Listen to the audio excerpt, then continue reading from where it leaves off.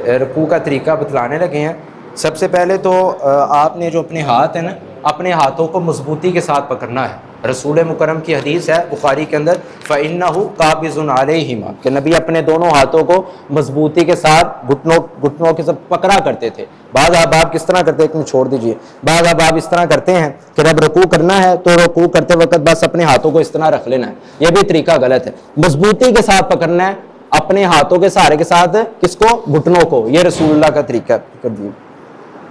और इसी तरह ना तो रसूलुल्लाह सल्लल्लाहु अलैहि वसल्लम अपनी ये जो कमर थी, पुश्त, ना तो इतने ऊपर करते थे और ना इतना झुका लेते। थोड़ा सा झुकिए, जरा ज्यादा थोड़ा सा झुकिए। यह भी तरीका दुरुस्त नहीं है। ज्यादा ही झुक जाना और सिर को ज्यादा ही झुका लेना थोड़ा सा ऊपर, और यह भी तरीका मुस्तफ़ा से साबित नहीं है। रसूल मुकरम सल्लल्लाहु अलैहि वसल्लम इस तरह रकू का तरीका आप अलैहिस्सलाम ने सहाबा को सिखलाया है, इत्मीनान के साथ और सुकून के साथ और मोतदल रहकर। और फ़इन्नहु काबिज़ुन अलैहिमा, और दोनों हाथों को किससे पकड़ना है? घुटनों के साथ मजबूती के साथ थाम लेना है। और एक ये भी तरीका उर्जी है।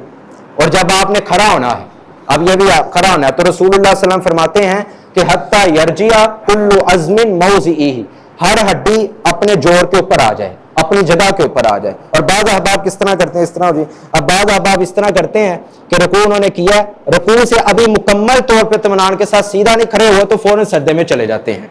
तो यह तरीका नहीं है, यह बल्कि सुन्नत के साथ मजाक किया जा रहा है, खैवार किया जा रहा है। मैं वो ही आहिस्ता बता रहा हूं। और एक फिर कीजिए आप, और इस तरह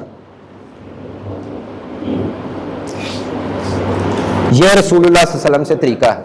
ये भाइयों, बाद आप ये इस तरह भी करते हैं कि ये जो अपने बाजू हैं, अपने बाजुओं को पहलू के साथ अपने जोड़ लेते हैं। यह तरीका मुस्तफ़ा साबित नहीं है। यह तरीका मुस्तफ़ा साबित नहीं है, बल्कि अपने घुटनों पे अपने हाथ रखने हैं और इस तरह। और इसी तरह जब आप खड़ा होते हैं और खड़े होते वक्त भी आपने इत्मीनान के साथ खड़े होना है, फौरन आपने सजदे में नहीं चले जाना। ठीक है। रसूलुल्लाह सल्लल्लाहु अलैहि वसल्लम ने एक सहाबी को देखा कि वो जल्दी के साथ नमाज पढ़ रहे थे, तो नबी अलैहि सलाम ने उनको बुलाया और क्या कहा? फरमाया दोबारा जाके नमाज पढ़, तेरी नमाज नहीं हुई। क्या कहा? दोबारा जाके नमाज पढ़, फ़इन्नका लम तुसल्ली, तुम्हारी नमाज नहीं हुई। फिर 2 या 3 बार इसी तरह अमल जारी रहा। फिर नबी अलैहि सलाम ने उसको तरीका बताया कि जब रुकू करना है इत्मीनान के साथ, फिर जब आपने खड़ा होना है हत्ता इअतदला क़ाइमा, हत्ता के इत्दाल के साथ आपने खड़ा हो जाना है। कुल्लु, हर हड्डी अपनी जगह पर आ जाए। ये रसूलुल्लाह सल्लल्लाहु अलैहि वसल्लम का तरीका। मेरी बात सुने, ये है ना, मिसाल के लिए रुकू कर लिया, अब आपने सीधा हो जाना, इस तरह सीधा हो गए और रफ़अल यदैन किया, इस तरह। बात सुने जरा आराम से। एक तो ये ना इस तरह सीधे हो जाना, यह भी बिल्कुल दुरुस्त नहीं है।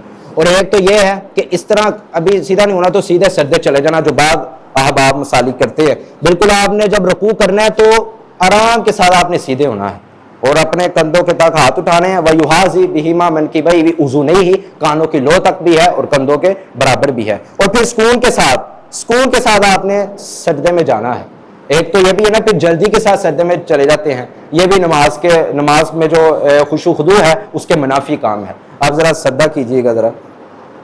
अब ये देखें जरा, सबसे पहले भाई ने क्या? अपने हाथों को लगाया है। हदीस भी है, इज़ा सजदा अहदुकुम फला यब्रुक कमा यब्रुकुल बैर वलियज़ा यदैहि। जब ऊंट बैठता है ना, तो जरा हटिएगा जरा, जब ऊंट बैठता है ना तो ऊंट किस तरह बैठता है? ऊंट इस तरह बैठ जाता है, अपने घुटनों को पहले लगाता है। ऊंट का ये बैठने का तरीका है। मगर रसूलुल्लाह सल्लल्लाहु अलैहि वसल्लम ने क्या फरमाया है कि जब आपने सजदा करना है तो सबसे पहले अपने हाथों को रखना है जमीन के ऊपर, फिर आपने अपने घुटनों को रखना है। और फिर एक जरा कीजिएगा। और यह तरीका बिल्कुल दुरुस्त है। और रसूलुल्लाह सल्लल्लाहु अलैहि वसल्लम ये इसको भी आपने अपने साथ मिला लेना है। और नबी अलैहिस्सलाम फरमाते हैं कि ये जो अतराफ होते हैं, ये जो उंगली होती हैं, इसका रुख भी किबले की तरफ होना चाहिए। इसका रुख भी भाइयों किबले की तरफ होना चाहिए। और एक तरीका यह भी है, रसूल मुकरम सल्लल्लाहु अलैहि वसल्लम फरमाते हैं, सहाबी बयान करते हैं कि इमाम इब्नुल क़य्यिम रहमतुल्लाह की किताब है मदारिजुस सालिकीन, मदारिजुस सालिकीन के अंदर उन्होंने इस बाब को बांधा है रसूलुल्लाह की बाबु सिफ़ातुस सलाह, नबी अलैहि सलाम की नमाज के तरीकों को। सजदे के अंदर वो कहते हैं बाज लोग तो अपनी ये जो उंगलियां हैं, अपनी उंगलियों को इतना ज्यादा भी नहीं खोलना और बंद भी नहीं कर लेना, दरमियान के साथ आपने बस खोलना है। बाद लोग इतना खोल लेते हैं और बाद बिल्कुल बंद भी कर लेते हैं। ये दोनों तरीके रसूलुल्लाह सल्लल्लाहु अलैहि वसल्लम से साबित नहीं है और बिल्कुल दुरुस्त नहीं है। और इसी तरह रसूल मुकरम सल्लल्लाहु अलैहि वसल्लम जब सजदे में जाते थे अपनी पेशानी और अपने नाक को भी आपने लगाना है। और जब आपने सजदे से उठना है, अब जब आपने सजदे से उठना है तो इत्मीनान के साथ, इत्मीनान के साथ, और जब आपने सजदे में जाना है तो तब भी इत्मीनान के साथ, और जब आपने फिर दूसरी रकत के लिए उठना है, हमारे कुछ अहबाब भी करते हैं कि 2 सजदों के बाद जब दूसरी रकत के लिए उठना है तो वो क्या करते हैं, सजदे के बिल्कुल ही ऐसे हो जाते हैं, क़याम के लिए खड़े हो जाते हैं। ये रसूलुल्लाह सल्लल्लाहु अलैहि वसल्लम से साबित नहीं है। रसूलुल्लाह इत्मीनान के साथ खड़े हुआ करते थे। ये भाई रुकू का तरीका है और सजदे का तरीका है जो रसूलुल्लाह सल्लल्लाहु अलैहि वसल्लम से मनकूल है। बिल्कुल। अब मैं आपको बताता हूँ 2 सूरतें हैं। इमाम इब्नुल क़य्यिम रहमतुल्लाह फरमाते हैं बकरी का जो बच्चा गुजरना है ना, ये इनफरादी तौर पर है। आपको पता है जब आप जमात के साथ पढ़ रहे होंगे नमाज तो तो नहीं बिचो बकरी का गुजर सकता है ना, आप उसको भी कौनियां मार रहे हैं, उसको भी कौनियां मार रहे हैं, तो ये फिर क्या होगा। जब जमात के साथ आप पढ़ रहे हैं फिर आपको इस तरह ही करना है, इनफरादी तौर पर पढ़ रहे हैं फिर आप इस तरह करें कि रसूलुल्लाह सल्लल्लाहु अलैहि वसल्लम की बगल की सफेदी जाहिर हुआ करती थी, बगल की सफेदी